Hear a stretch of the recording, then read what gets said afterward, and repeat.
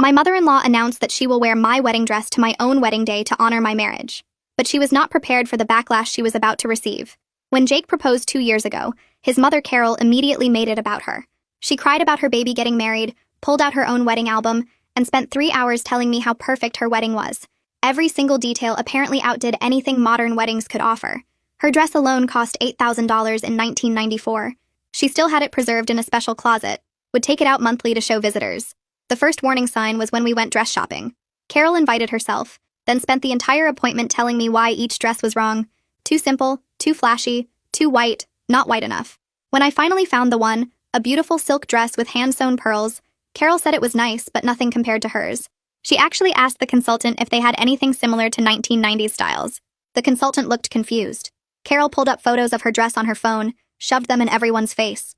I bought my dress anyway. Carol sulked the entire drive home. For 6 months, every wedding planning session became the Carol show.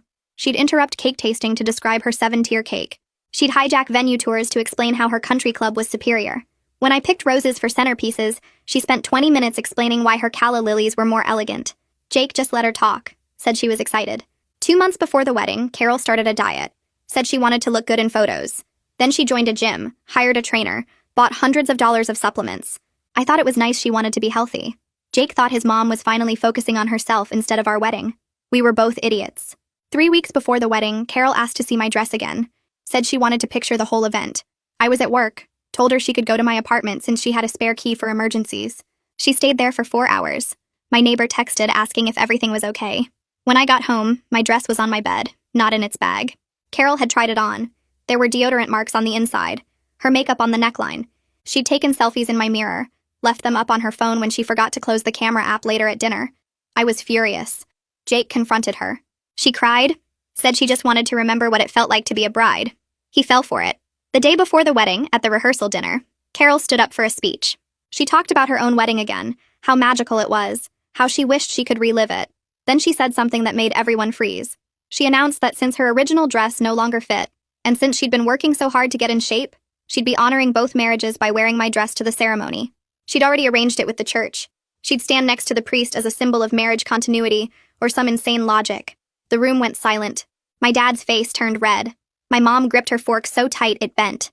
Jake's father looked at his wife like she'd grown 3 heads. Carol kept talking, explaining how beautiful it would be. 2 generations of brides united. She'd already told her friends, posted about it in her book club Facebook group. 200 women were apparently supporting this beautiful gesture. I stood up and said no. 1 word. Carol acted shocked. Said I was being selfish, that dresses were meant to be worn, that it would still be mine after. Jake finally found his spine and told his mother she was insane. She started sobbing about how nobody appreciated her sacrifices, how she'd given up everything for her family, how one day of feeling special wasn't too much to ask. Jake's father, quiet Robert, who never said much, stood up and told Carol to shut up. Actually said those words. Said she was embarrassing herself and ruining their son's wedding. Carol ran out crying. The wedding day arrived. I had my cousin guard my dress, literally stand outside the room where I was getting ready. Carol showed up in a white ball gown. Not just any white ball gown either. This thing had layers and layers of fabric that pooled on the floor behind her like she was getting married herself. The train had to be at least 6 feet long. Carol stood in the church lobby smiling at arriving guests like she was the bride. I was still in my prep room when Josephina burst through the door. She asked if I knew Carol was out there in white. I told her yes. I knew Carol would try something. Josephina asked point blank if I wanted her to handle it before the ceremony started. I said yes, please handle it, because I was about to lose my mind. Josephina nodded and walked out. I could hear her heels clicking fast down the hallway. My dad arrived 5 minutes later. He came to check on me before the ceremony. Someone must have told him about Carol's dress because his face was already purple when he walked past my door. I heard him in the hallway asking where Robert was. His voice was loud and angry. He found Robert and Jake near the lobby. I heard my dad tell them they needed to deal with this right now. He said if Carol didn't leave, he was calling off the wedding until she was gone. My dad never yells, but he was yelling now. Jake came rushing toward the lobby. I cracked my door open to watch. Jake walked right up to his mother in front of everyone who was arriving. He told her she needed to leave and change into proper mother of the groom clothes. His voice was shaking, but he said it loud enough for people to hear. Carol's face crumpled. She started crying immediately. The tears were instant, like she'd been waiting to cry. She said she just wanted to feel special. She said nobody appreciated her sacrifices. She said she gave up everything for her family. Guests walking in stopped and stared. Some of them backed up toward the door like they wanted to leave. Carol kept crying louder. Then Robert did something I never expected. He walked over and stood directly in front of Carol. He physically blocked her from moving toward the church entrance. Robert told her she was embarrassing their entire family. He said she needed to go home right now. His voice was calm but firm. Carol turned to the guests who were standing around watching. She asked them if they thought she was being unreasonable. She asked if they thought a mother shouldn't feel included in her son's wedding. The guests just looked at the floor. Nobody made eye contact with her. One couple actually turned around and walked back outside. My mom appeared from somewhere. She walked up to Carol very calmly. Mom told Carol she would drive her home to change. Her voice was kind, but you could tell it wasn't a suggestion. Carol wiped her eyes and said no. She said she wasn't missing her son's wedding over a dress color. She actually said that. Like the problem was just the color and not the fact that she was wearing a wedding dress to someone else's wedding. Josefina had clearly had enough. She waved over two ushers who were standing near the entrance. She told them not to let Carol into the ceremony space until she changed clothes. The ushers looked uncomfortable, but they moved to block the doorway. Carol's crying turned into full sobbing. She started yelling that everyone was ganging up on her. She said she was attacked for wanting to celebrate her son. Her voice echoed through the whole lobby. More guests arrived and immediately looked confused. Some of them asked if everything was okay. Nobody knew what to tell them. Then Jake's Aunt Margie showed up. She was late, apparently. Margie walked in, took one look at Carol in the white dress, and her face went hard. She didn't even greet anyone. She just walked straight to Carol and grabbed her arm. Margie pulled Carol toward a side room off the lobby. Carol was still crying and protesting. Margie shut the door behind them. We could hear them through the door. Margie's voice was loud and angry. She told Carol she was acting exactly like their mother did. She said Carol was ruining another family event just like their mother ruined Margie's wedding 30 years ago. Carol tried to talk, but Margie kept going. She said Carol needed to grow up and stop making everything about herself. The conversation got more heated. Carol was crying and Margie was not backing down. This went on for 15 minutes. Guests were standing in the lobby pretending not to listen, but everyone was listening. Finally, the door opened. Margie walked out first. Her face was red, but she looked satisfied.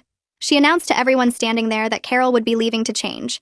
She said if Carol wasn't back in appropriate clothes within an hour, the wedding would proceed without her. Carol came out behind Margie.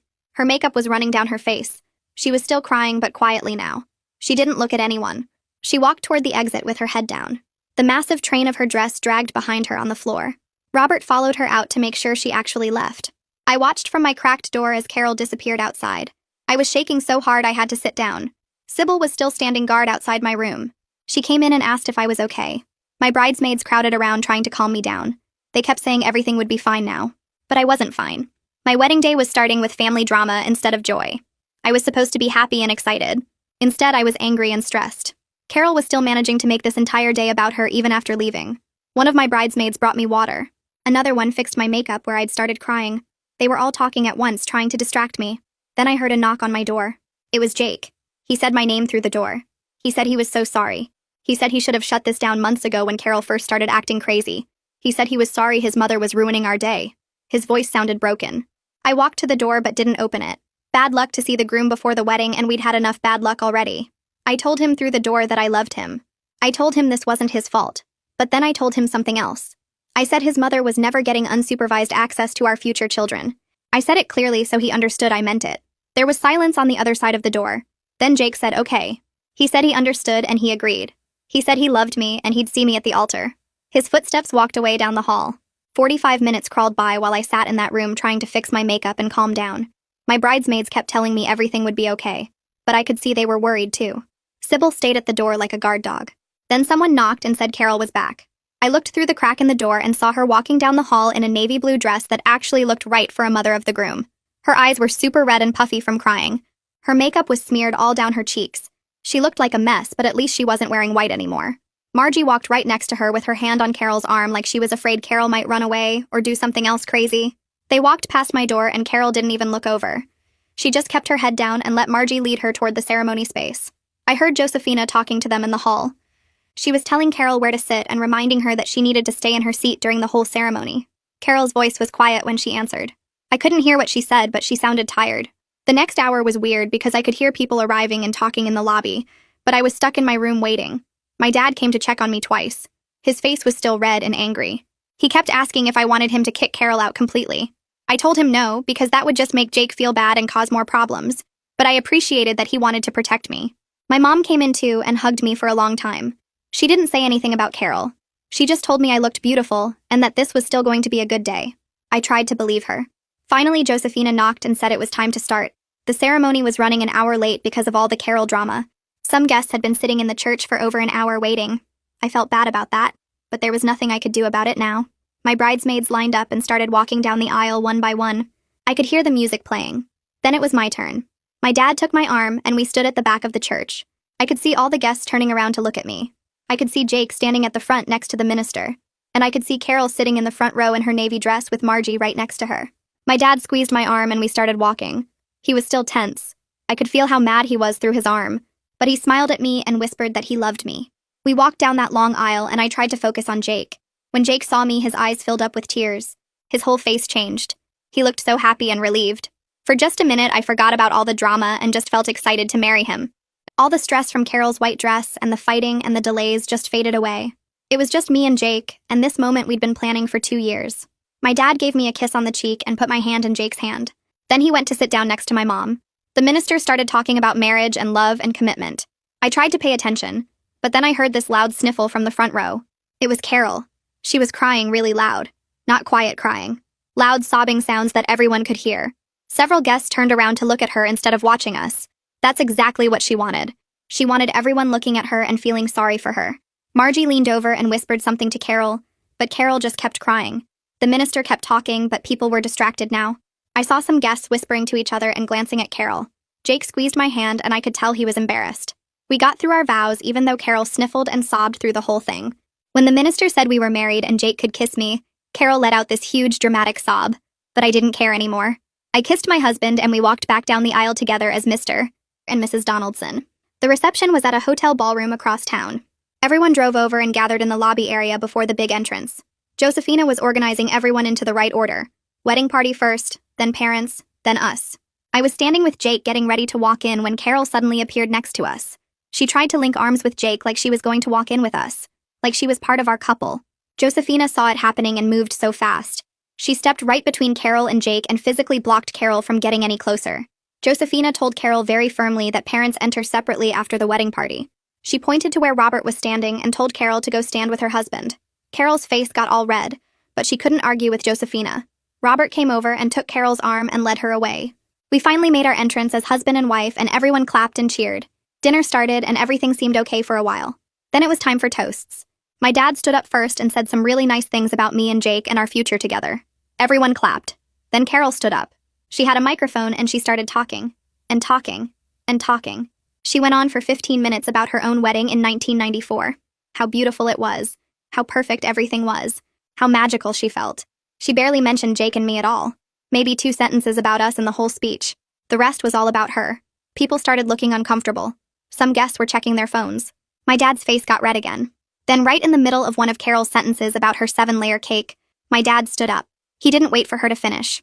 He just stood up and said he wanted to propose another toast. He raised his glass and started talking about Jake and me and how proud he was. Carol stopped talking and sat down. She looked shocked that someone interrupted her, but everyone else looked relieved. They all raised their glasses and cheered for my dad's toast. After dinner, the DJ announced it was time for our first dance as husband and wife. Jake stood up and reached for my hand. But before we could get to the dance floor, Carol grabbed Jake's other arm. She tried to pull him toward the floor like they were going to dance. She said something about the mother-son dance. The DJ said no, first dance is for bride and groom only. Mother-son dance comes later. Jake pulled his arm away from his mom and told her no. He said it firmly. He took my hand and led me to the middle of the floor. Carol was left standing there by herself looking stupid. Everyone saw it. We danced to our song and it was perfect. Later, my mom found me near the bathroom. She pulled me aside and her face looked serious. She told me she'd just been in the bathroom and heard Carol talking to her friends. Carol was saying that my dress was nice but nothing compared to what she wore in 1994. She was still comparing. Still trying to make everything about her. Even after everything that happened. I felt something change inside me right then. I decided that Carol was getting almost no contact with us going forward. Maybe we'd see her at holidays with other family around. But no more weekly dinners. No more random drop-ins. No more letting her take over our lives. When it was time to cut the cake, the photographer set up the shot. Just Jake and me with the cake. But Carol pushed her way to the front. She squeezed in right next to us. The photographer tried to ask her to step back, but Carol pretended not to hear. She smiled big for every photo. Her face is right there next to ours in half the pictures. Later, when we got the photos back, there she was. Ruining our cake-cutting photos just like she tried to ruin everything else. Near the end of the reception, I saw Robert pull Jake aside. They went out to the hallway to talk privately. Jake told me later what happened. Robert apologized for not controlling Carol better over the years. He said he'd enabled her behavior by staying quiet and letting her do whatever she wanted. He admitted that his silence made everything worse. Jake told his father that they both needed to do better going forward, that they needed to set boundaries with Carol and actually enforce them. Robert agreed. He said he was going to start standing up to Carol more, that he was tired of her making everything about herself. It was the longest conversation Jake had ever had with his father about real stuff. The reception ended and we left for our hotel. Carol tried to follow us out to say goodbye, but we were already in the car. We drove away and I felt this huge relief wash over me. We were married. Despite everything Carol did to try to ruin it, we were married. Jake held my hand in the car and told me he was sorry again. I told him to stop apologizing. His mother's behavior wasn't his fault, but I also told him that things had to change. We couldn't keep letting her control everything. He agreed. He said he'd been thinking the same thing. We checked into our hotel suite and finally we were alone. Just us. No Carol, no drama, just me and my husband starting our life together. I barely had time to catch my breath before Margie found me near the gift table. She pulled me aside and her face looked serious. She told me we needed to talk about Carol. I felt my stomach drop because I thought something else had happened. But Margie just wanted to warn me. She said Carol had always been like this, intensely jealous of other women having special moments. Margie told me about her own wedding 30 years ago. Carol had shown up in a cream-colored dress that looked white in photos. She'd tried to stand in the family photos like she was part of the wedding party. She'd given a toast that was really about her own marriage. Margie said she'd spent 3 decades watching Carol sabotage or hijack every family milestone. Graduations, anniversaries, baby showers. Carol always found a way to make it about her. Margie squeezed my hand and told me to keep strong boundaries. She said Carol would never change and I needed to protect my marriage from the start. I thanked her and felt this mix of validation and sadness. Validation because it wasn't just me seeing this behavior. Sadness because Jake had grown up with this and thought it was normal. A few minutes later, I headed toward the bathroom. Carol appeared out of nowhere and blocked my path. Her eyes were red and puffy from crying. She grabbed my hands before I could pull away. She started apologizing in this tearful voice. Said she just wanted to feel included in the wedding planning, that she felt pushed aside and ignored for months. I pulled my hands back and looked at her directly. I told her there was a big difference between inclusion and domination, that she'd crossed that line months ago when she tried on my dress without permission, when she announced she'd wear it to my wedding. Requested Reds is on Spotify now. Check out link in the description or comments. When she showed up today in a white ball gown, Carol's face crumpled and she started to say something, but I walked past her into the bathroom. I was done having this conversation. Done explaining basic boundaries to a grown woman. When I came back out, Jake's college friends were standing near the bar. I could hear them laughing and making jokes. One of them said something about the white dress attempt. Another one made a comment about mother of the groom gone wild. They were loud enough that other guests could hear. I saw Carol standing about 20 feet away. Her face went red and tears started rolling down her cheeks again. She looked around like she was searching for support, but people just looked away or pretended not to notice. Robert walked over to Carol and took her arm. He led her toward the exit doors. I watched them go outside together. Through the glass, I could see Robert talking and Carol crying. His face looked stern. His hands were moving as he spoke. This was the most active parenting I'd ever seen him do. They stayed outside for almost 20 minutes. My bridesmaids noticed what was happening.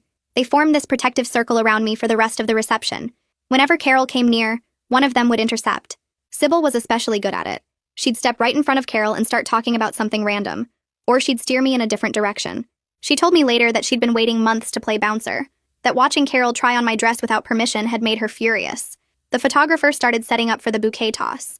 All the single women gathered on the dance floor, but Carol pushed her way into the group. She was married, had been married for 30 years, but there she was, shoving between 20-year-olds trying to catch the bouquet. My maid of honor saw what was happening. When I threw the bouquet, she lunged forward and batted it hard to the left, away from where Carol was standing. A teenage cousin caught it instead. Carol's face showed she knew exactly what had happened. The photographer pulled me aside while people were dancing. He spoke quietly and looked uncomfortable. He said he'd noticed Carol inserting herself into a lot of photos, pushing into shots that should just be me and Jake.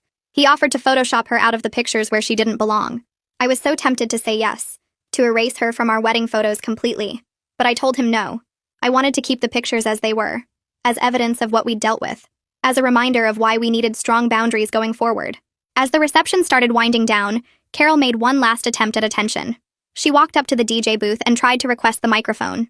She wanted to give another speech about marriage advice. The DJ looked at me and I shook my head. He pretended not to hear Carol's request. He started playing our exit song instead. Carol stood there looking confused and hurt, but the song was playing and everyone was cheering. Jake and I grabbed our things and headed for the door. I'd checked earlier and Carol was in the bathroom. We deliberately left while she was gone. No goodbye scene, No final hug. No last-minute drama. We just slipped out and got in the car. My phone buzzed 20 minutes later. A text from Margie saying Carol came out of the bathroom and cried about being excluded from our departure. I turned my phone off. We got to the honeymoon suite and finally locked the door. Just us. No family. No Carol. Jake sat on the bed and put his head in his hands. I sat next to him and we had the most serious conversation of our relationship. I told him we needed real boundaries with his mother going forward. Not suggestions, not requests, actual enforced boundaries. He agreed immediately. Said he'd been thinking the same thing all day. I told him I wanted him to go to therapy, to learn how to handle his mother's manipulation, to protect our marriage from her constant interference. He pulled out his phone right then and started searching for therapists. He said he'd make an appointment as soon as we got back from the honeymoon. We talked for 2 hours about what boundaries looked like. Limited phone calls, no unannounced visits, no involvement in our major decisions, consequences when she crossed lines. Jake agreed to all of it, said he should have done this years ago. We finally went to sleep around 2 in the morning, exhausted but relieved to have a plan. The next morning, I woke up first. Jake's phone was on the nightstand and I could see the screen lighting up over and over. 17 text messages from Carol. I woke Jake up and showed him. He read through them with this tired expression. They were all variations of the same thing. Why did we leave without saying goodbye? How hurt she felt. How she'd just wanted to be part of our special day. How we were being cruel and unfair. Jake turned off his phone completely. He looked at me and said we were starting our honeymoon right now. No more Carol. No more drama. Just us focusing on our marriage. We ordered room service for breakfast and didn't turn our phones back on for 3 days. On day 4 of the honeymoon, we turned our phones back on. Mine buzzed non-stop for 5 minutes straight. Jake's did the same thing.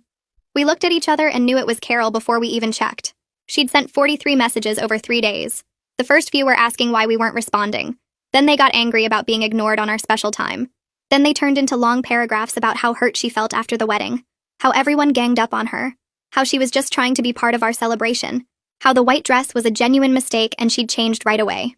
She rewrote the whole wedding day in her messages. Made herself the victim.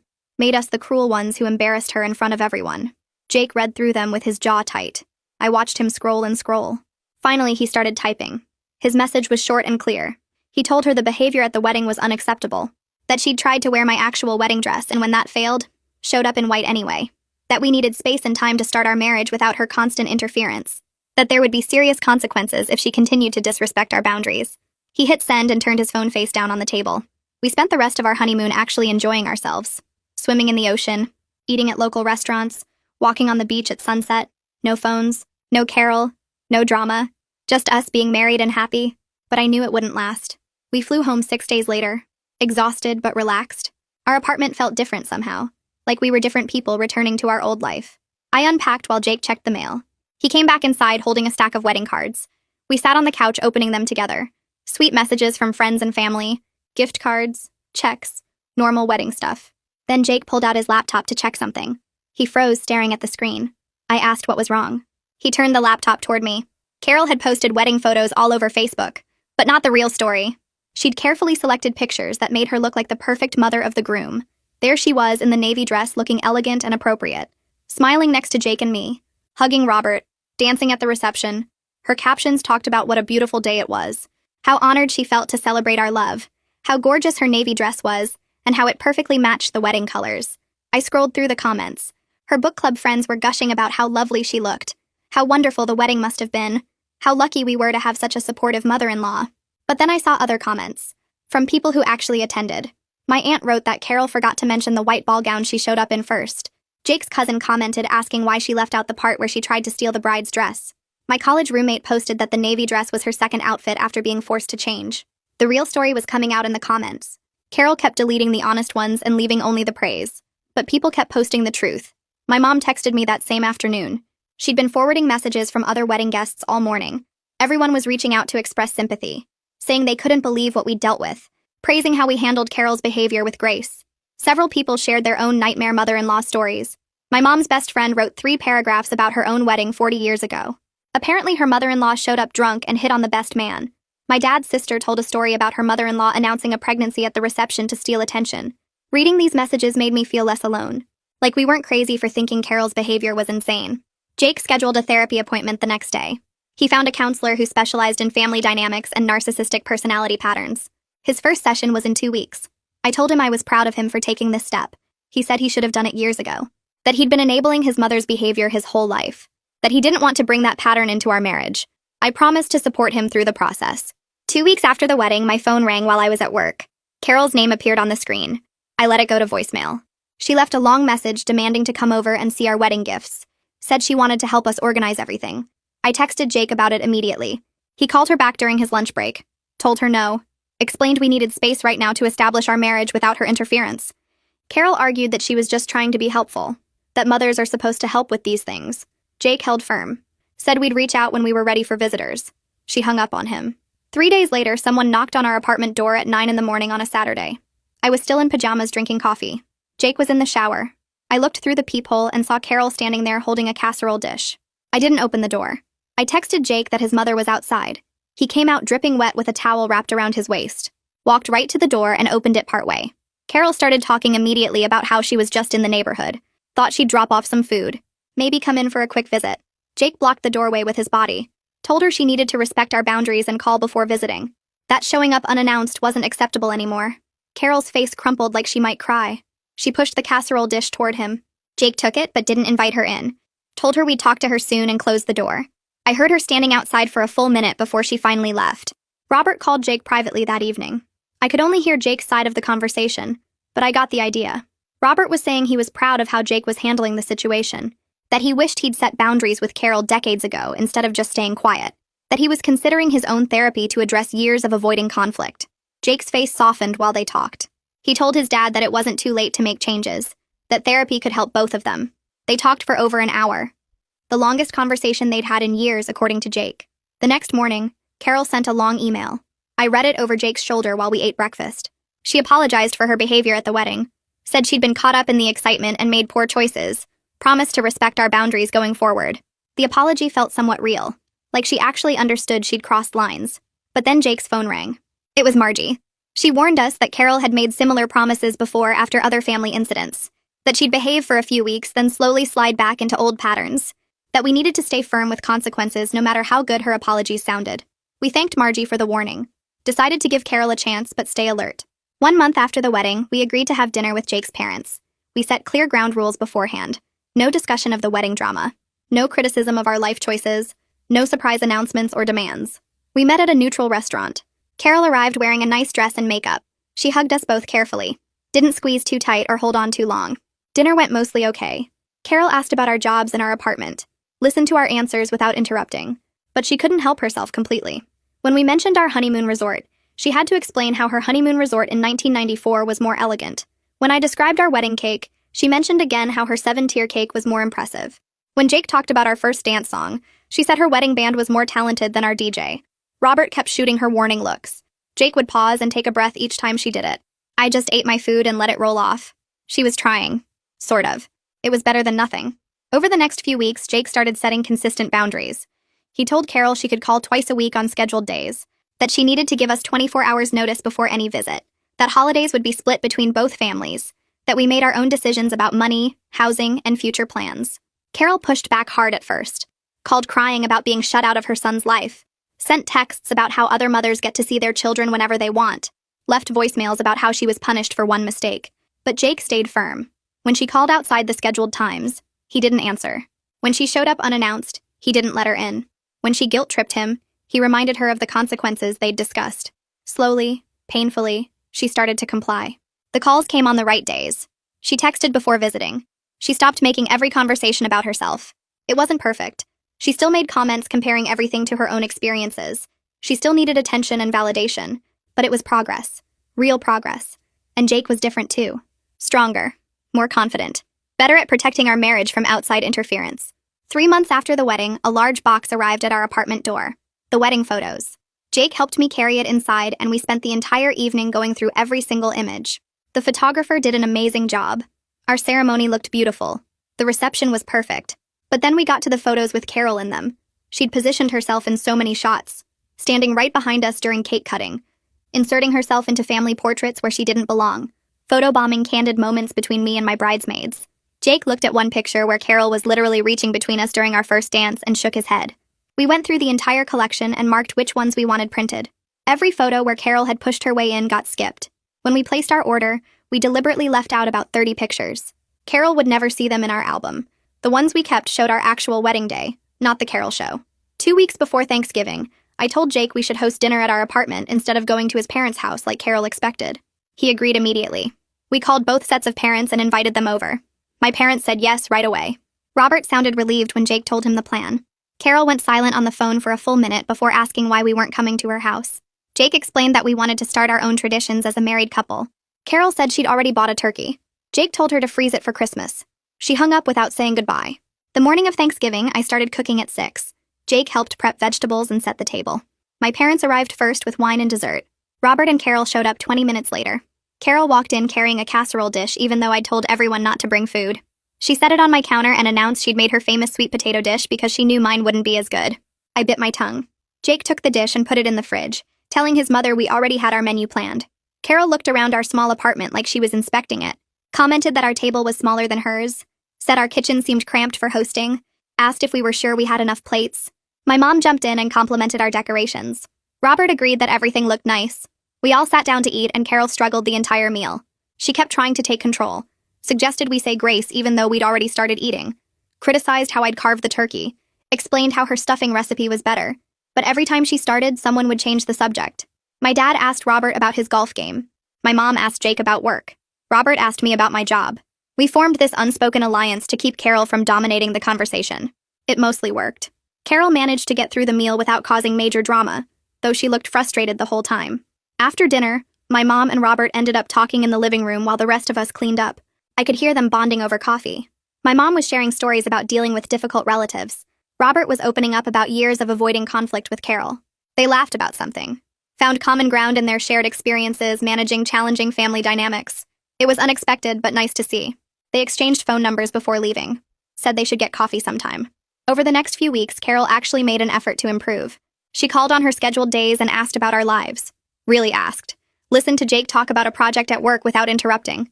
Asked me how my job was going and waited for my full answer. Mentioned a book she'd read instead of talking about her own wedding for the 100th time. The change was small, tiny, but it was there. She still made comments sometimes, still needed attention, but she was trying. Christmas dinner went better than Thanksgiving. Carol only compared things to her own experiences twice instead of constantly. She complimented my cooking without adding a criticism. She asked my mom for her recipe instead of insisting her own was superior. Real progress. In January, Jake completed his 6th month of therapy. He came home from his session looking lighter, more confident. He told me his therapist said he'd made major improvements in recognizing manipulation patterns, that he was much better at setting boundaries. I'd seen the changes myself. When Carol called outside scheduled times, he didn't answer. When she tried guilt trips, he shut them down immediately. When she pushed for more access to our lives, he reminded her of our rules. Our marriage was stronger because he'd learned to prioritize us over his mother's demands. He wasn't enabling her narcissism anymore. In February, we started looking at houses online. We'd saved enough for a down payment and wanted more space. The second Carol found out, she called with a list of neighborhoods we should consider. She knew a realtor we should use. She had opinions about square footage and school districts even though we didn't have kids. Jake cut her off mid-sentence. Told her firmly that we'd handle the house search ourselves and share updates when we were ready. Carol sputtered about just trying to help. Jake said we didn't need her help with this decision. She went quiet, said okay, in a small voice, actually backed off. 3 weeks later, we found our perfect house. A small 2-bedroom with a fenced yard and updated kitchen. We made an offer and it got accepted. Instead of calling Carol first or separately, we invited both sets of parents to dinner at the same time. Told them together about the house. Showed them photos on my laptop. Carol's face fell when she realized she wasn't getting special treatment or advance notice. But she recovered quickly. Said congratulations. Told us the house looked lovely. Asked appropriate questions about closing dates and moving plans. My mom hugged us. My dad shook Jake's hand. Robert looked proud. Carol looked disappointed but behaved appropriately. No drama. No making it about herself. Just normal parent reactions. We closed on the house in April and spent 2 months fixing it up before moving in. Painted walls. Refinished floors. Updated light fixtures. Made it ours. In June, 6 months after our wedding, we threw a housewarming party. Invited both families and close friends. Carol showed up in a nice dress with a plant as a gift. She walked through our house and actually complimented my decorating choices. Said she loved the paint colors I'd picked. Told me the furniture arrangement worked well. Didn't compare anything to her own home. Not once. Margie pulled me aside in the kitchen and whispered that this was real progress. That Carol was genuinely trying to change her behavior. That the boundaries we'd set were working. I watched Carol chatting with my mom in the living room, laughing at something, being normal. It felt surreal after everything that had happened, but it was real. A year after our wedding, Jake and I sat on our back porch looking at the yard we'd planted together. We talked about how crazy the wedding drama had been, how Carol's behavior had forced us to establish boundaries right from the start of our marriage, how that early conflict had actually made us stronger as a couple. Carol was far from perfect. She still needed attention sometimes, still made everything about herself occasionally, but she was learning to respect our independence, learning that we were a team and she couldn't control us. The therapy had helped Jake recognize her patterns. The consequences had taught her we were serious about boundaries. Our relationship with her was healthier now because we'd stood firm. We were genuinely happy in our new home, had clear rules with both families. Jake's relationship with his mother was better now that he wasn't enabling her narcissism. Our marriage was strong. We'd handled the wedding disaster and come out stronger. We were ready for whatever challenges came next, knowing we could handle them together. That's how it went for me. But what about you? Drop your thoughts in the comments. I'll be checking through them later.